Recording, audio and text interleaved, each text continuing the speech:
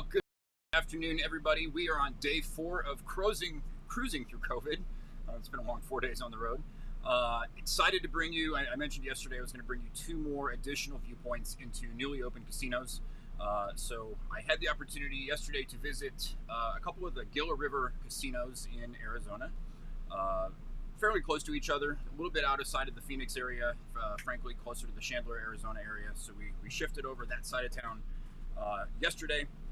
So had the opportunity to spend a little bit of time in both of these properties, to do a comparison from the prior casino that we did earlier this week. Wanted to show you just a little bit of what's similar and what's different, where there may be some good takeaways, and I think we're also going to highlight the importance of consistency and training as we get into this conversation. So go ahead and start with, again, just some of the images that you would see walking in. This is the Longhorn Butte property.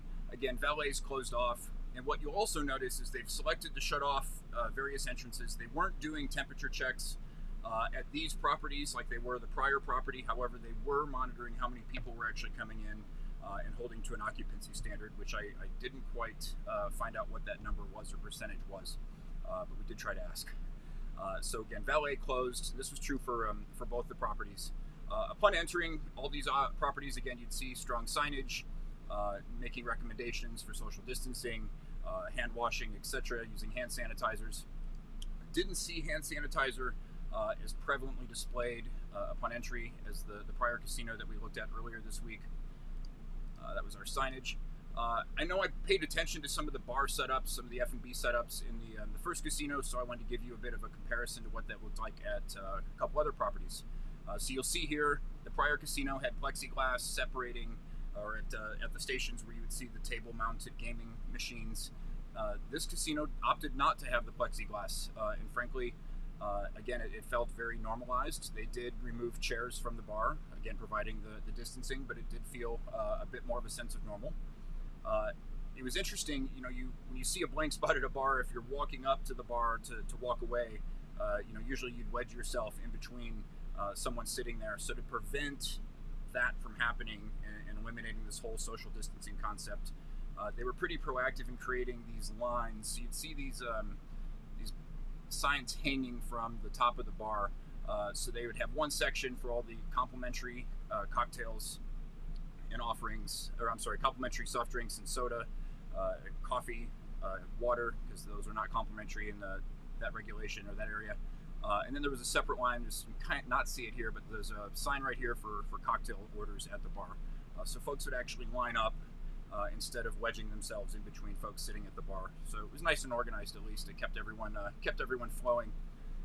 Here's a view at the Wild Horse Pass property. So this line, this casino actually got quite busy later in the evening. There was a lot of people walking around shoulder to shoulder. So this bar line did get quite long.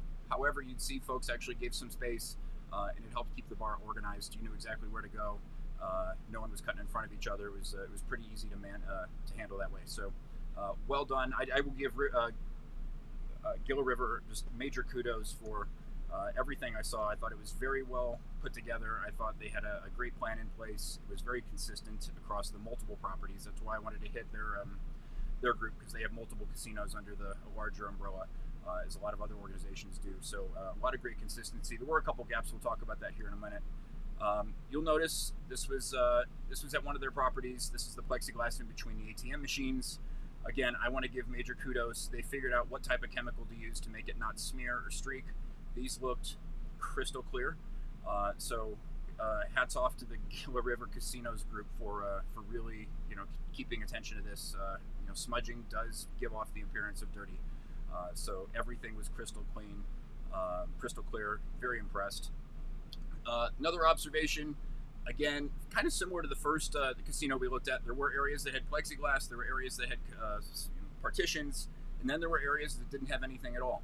It may be just due to the spacing of these machines. However, just gives off an impression of inconsistency from a consumer standpoint as they're looking at everything.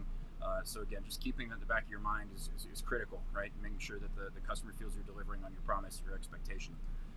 One of the other things I noticed, the first casino that I went to earlier this week did have the cocktail cart, and I mentioned in the video how close the cocktail server, the drink server, was behind me, standing there for a good period of time. They actually, at the Gila River casinos, opted not to do cocktail or beverage service on the floor, so I never saw anyone walk by. However, this message did pop up on the slot machines that you could go to one of the bars to get those offerings as well. What else have we got? Here's table games. So let's talk about table games for a little bit. I chose to focus a little bit more on table games for this visit. This is a setup this is the Longhorn Butte property. Again, very consistent with the prior property. You'll see 3 seats to a table, the plexiglass divider.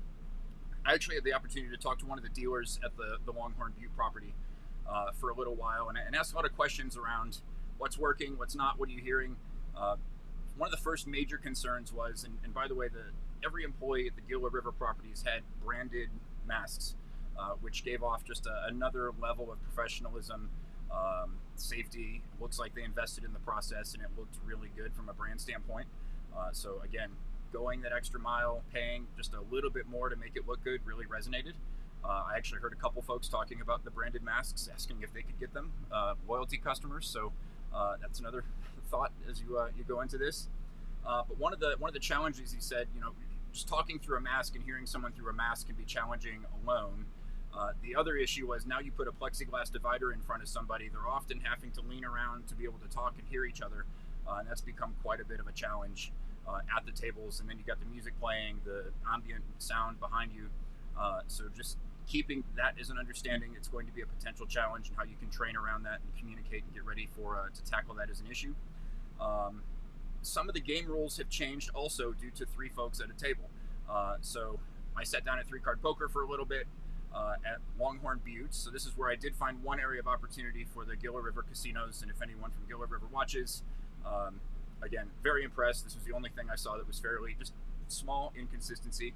But some of the game rules necessarily, this is why training and communication is important, weren't being executed the same way at each property. So for instance, I saw someone sitting at Longhorn Butte 3-card poker table playing the top bets on the table, meaning the progressive bonus, the pairs plus, and the 6-card bonus without the ante, and that was okay.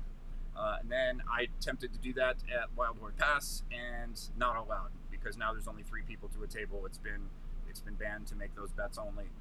So again, understand rules changing, being consistent is important, right? Making sure we've communicated to everybody, and especially if you have multiple casinos under your umbrella, making sure you've got the same standard being implemented consistently, or else that will raise questions for folks, and it's one point of conflict for a customer.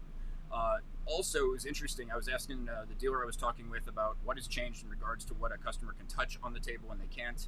So I could touch my chips. At 3-card poker, typically you can touch your cards, but not today.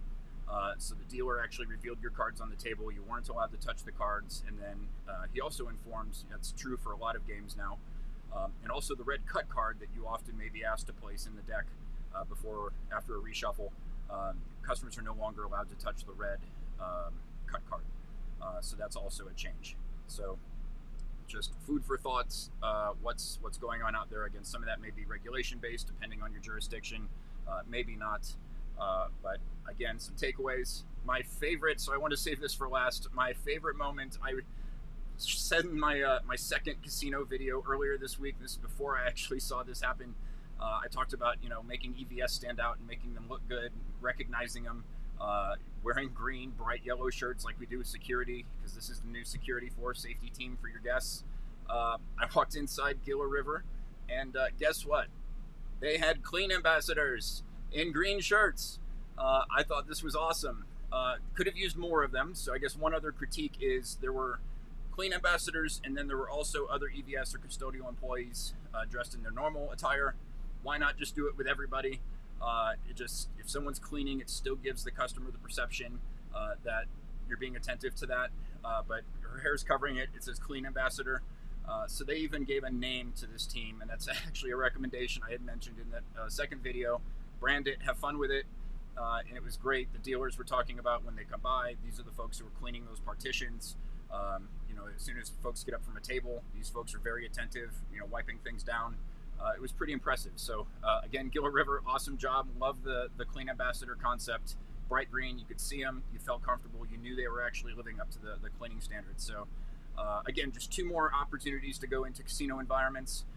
This has ended. We made our way back into Southern Nevada now, so this is our fourth day of cruising through COVID.